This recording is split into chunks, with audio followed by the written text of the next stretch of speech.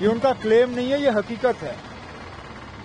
बदकिस्मती से जब कभी ये होता है, बार बार मीडिया के तरफ से, टेलीविजन चैनलों के तरफ से, अखबारों के तरफ से ये बात आती है कि हम क्लेम करते हैं।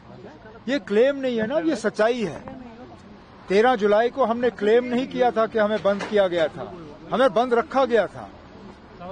हमने 14 जुलाई को क्लेम नहीं किया था कि हमारे साथ हाथापाई हुई, धक्के मारे गए। ये हकीकत है और आज भी हकीकत है, संजय सिंह साहब को बंद रखा गया है। किस वजह, ये वही लोग बता सकते हैं जो इस फैसले के पीछे हैं। बार बार जो है इसी तरह की हरकतें की जा रही हैं। कहने के लिए तो कहते हैं कि जम्मू कश्मीर में सारा कुछ ठीक है, माहौल अच्छा है, लोग खुश हैं, सारा कुछ जो है वो एक नया जम्मू कश्मीर बन रहा है। लेकिन हकीकत ये है कि जब देखो तो ये लोग सख्ती के अलावा और कुछ नहीं करते।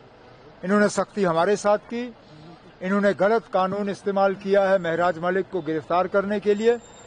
गिरफ्तार करने का कोई वजह नहीं। अब चलिए, अगर उनके बिहेवियर में या किसी ऐसे चीज में किसी को शिकायत हो तो असेंबली सेक्रेटेरिएट के साथ उठाइए, स्पीकर साहब से उसके बारे में बात करिए। लेकिन पीएसए कानून एक एमएलए के खिलाफ लगाना वो गलत। अब उस गलती को आपने और ज्यादा बढ़ा दिया। एक राज्यसभा के मेंबर को आपने गैर कानूनी तौर बंद रखा है। किस कानून के तहत? क्या आपने उस पर कोई ऑर्डर सर्व किया है? क्या कोई प्रिवेंटिव डिटेंशन का ऑर्डर है?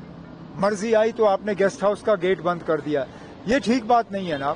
ये जम्मू कश्मीर की जमहूरियत के लिए ठीक नहीं है और इसका जो मैसेज, इसका जो पैगाम लोगों में जाएगा, ये बहुत गलत है ना।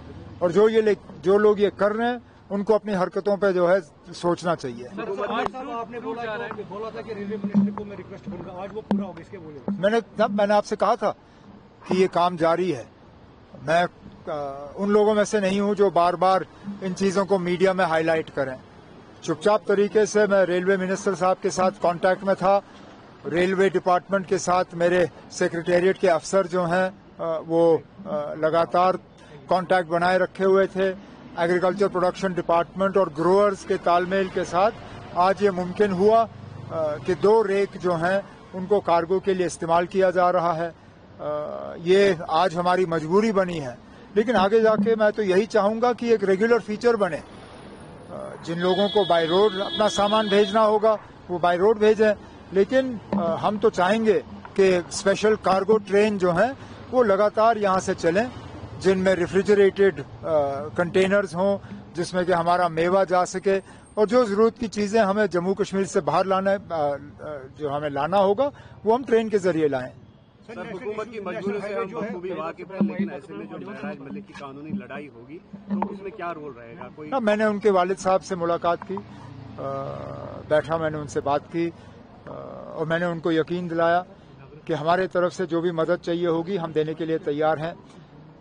मेरा उनकी पार्टी को ये मशवरा होगा कि देखिए ना, पीएसए कानून इस मुल्क में और कहीं लागू नहीं है। आप अगर बाहर से वकील लाओगे उसको ये कानून समझने में भी वक्त लगेगा। हम मदद करने के लिए तैयार हैं। मैंने कुछ वकीलों से बात की है, वो वकील जो हैं इनका केस लड़ने के लिए तैयार हैं। बेहतर है कि वो किसी ऐसे वकील को यहाँ पे लगाएं जिसको पीएसए केस लड़ने की आदत है, जो इस कानून को जानता है। मुझे खुद पीएसए के खिलाफ लड़ना पड़ा। 2020 में जब मेरे खिलाफ पीएसए लगा तो मैंने यहाँ से एक अच्छा वकील करके सुप्रीम कोर्ट में वो लड़ाई लड़ी। मेरा मशवरा आम आदमी पार्टी को और उनके साथियों को यही होगा कि बाहर से कोई बड़ा वकील मत लाइए, आप यहीं से वकील ले लीजिए जिसको पीएसए का कानून जो है जो जानता हो। और इसमें अगर हमारी मदद की जरूरत होगी, मैंने महराज मलिक साहब के वालिद को कहा है कि हमारे तरफ से जो भी मदद होगी हम देने के लिए तैयार हैं। यूनियन का कहना है कि 700 करोड़